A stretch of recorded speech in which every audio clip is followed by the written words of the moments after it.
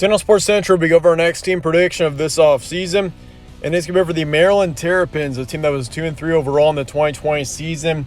And this team did not play a whole lot last season, obviously only playing 5 games. This team did not have much of a 2020 season, but this team has got a ton of potential going into 2021, and I could definitely see this team potentially playing pretty well in the Big Ten next season. And why that is what we'll be going over here today. We're going to go ahead and get started with Maryland's final prediction. We'll be looking at your season trends from 2020 to get things started here today. Once again, this team only played 5 games last season, but they played pretty well overall when they did play last season. They beat Minnesota 45-44, also beat Penn State on the road 35-19. So those were the 2 wins for Maryland last season.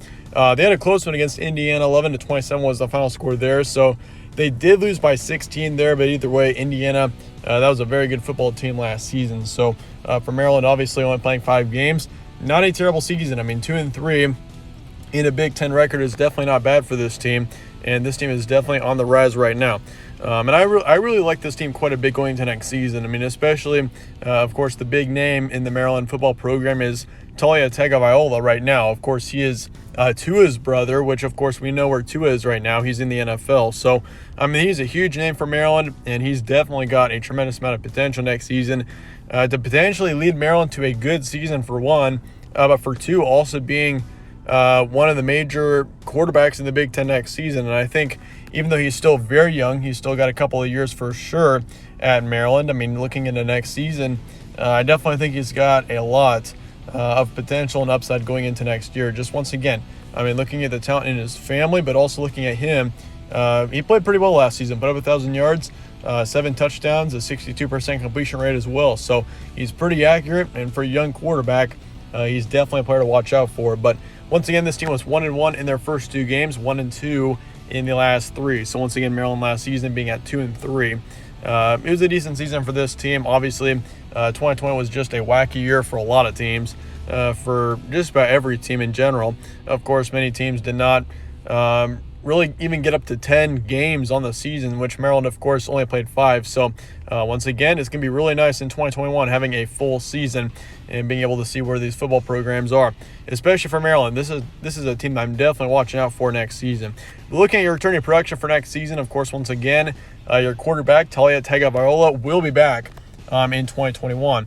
And, of course, once again, his stats were pretty good. He had a 1-to-1 touchdown-interception ratio, as he had 7 touchdowns and 7 interceptions. So he does not want to throw that many interceptions going into next season. That's definitely something that can be improved, and I think will be improved for him. And I think Talia, I mean, once again, last season was just his first season as being a primary starting quarterback. So he's got a tremendous amount of potential, considering he's got now a year under his belt, and this is a big season coming up here in 2021.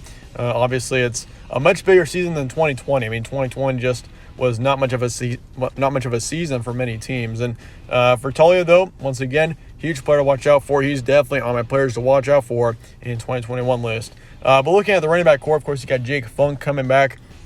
Last season, he played pretty well, actually. 580 yards, 4 touchdowns.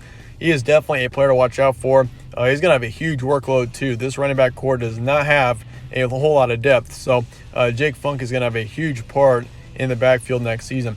Dante Demas Jr., your top receiver from last season, is coming back. Same thing with Raheem Jarrett.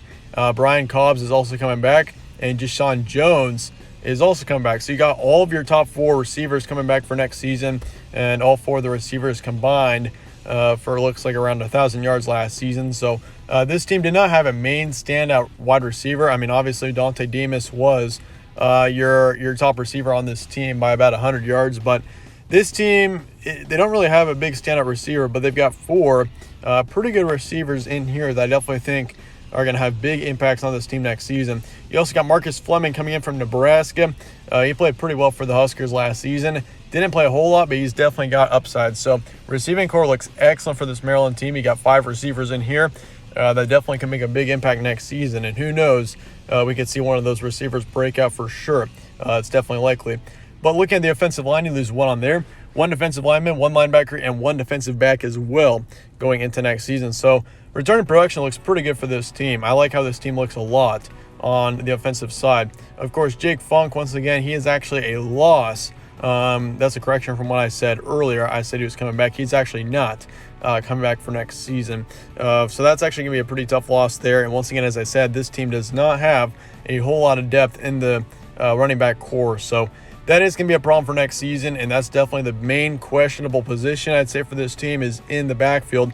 Who's going to step up and take that starting position in the backfield, which once again, last season, Jake Funk was the primary running back by a huge margin, as he had just about 500 yards more than any other running back on the roster last season. So that is a concerning position, and once again, that is also a correction from what I said earlier. But once again, chances of a bowl appearance in 2021, I'd say are pretty good for Maryland. I like this team quite a bit. Once again, especially with the quarterback position, I like Talia a lot. Once again, we saw how Tua turned out. He's in the NFL now, and that's definitely a possibility for Talia as well. I mean, once again, he's still a very young quarterback, so if he can stay healthy, that's going to be huge in determining how he's going to be next season. But potential Big Ten dark horse as well. You could argue that this team could potentially be a dark horse next season. Not many teams are expecting them to be too good, but I think Maryland next season, they're not going to win the Big Ten East. I'm just going to tell you right now. Even though most Maryland fans probably think, oh, that could happen in the next couple of years. Who knows? But Maryland, I do think this team in general has got potential to be maybe a top half team in the Big Ten East. I think if they could get top 4 in the Big Ten East, that would be a huge win for this team next season. That'd be a huge accomplishment and definitely a main goal for this team. But I definitely think this team has got a pretty good chance of making it to a bowl game. They're probably going to be kind of on that gradient mark. So anywhere between 5 and 8 wins, I think, is very reasonable for Maryland next season. But I'd say this team is more likely than not to be on their way to a bowl game next season. Potential Big Ten dark horse in 2021, though, I definitely think this team potentially could upset a couple of teams next season. We'll have to see. I mean, this team's got potential to do so. But looking at your schedule now, of course, you got West Virginia. That's going to be a home game to start off the season, so you got a pretty tough matchup there. I mean, West Virginia next season is definitely a team not to be slept on. Howard, you got them then the week after that, and that's a pretty easy game there, so you got pretty much a guaranteed win. You travel to Illinois for your first conference matchup on the 18th. You got Kent State at home on the 25th. Then you got a brutal October. You got Iowa, Ohio State, Minnesota, and Indiana in back-to-back games. So you got several pretty tough matchups in between October and the early parts of November especially. So that's going to be by far the toughest part of the schedule there. I mean, Iowa's going to be good. Ohio State's definitely going to be in contention to once again be in the college football playoff.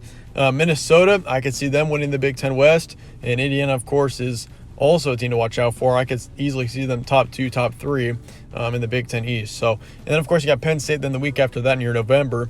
And then you got a road trip to Michigan State. You got Michigan at home and Rutgers to finish out the season. So, once again, pretty tough October. But once you can get past those 6 games in the middle part of your schedule, I think you'll be just fine. But looking at the first half here, or at least your September, West Virginia is going to be a close one. I'm going to give it to Maryland, though. I think Maryland is going to come to play in that matchup.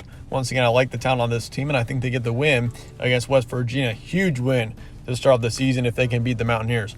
You also are going to beat Howard. Easy win there. You're going to have an easy win over Illinois on the road. Not much is expected out of them next season. And Kent State as well is also wins. So you start off the season 4-0. Really good position through your September. So basically all you need at this point is 2 wins in the rest of your conference schedule to get to a bowl game.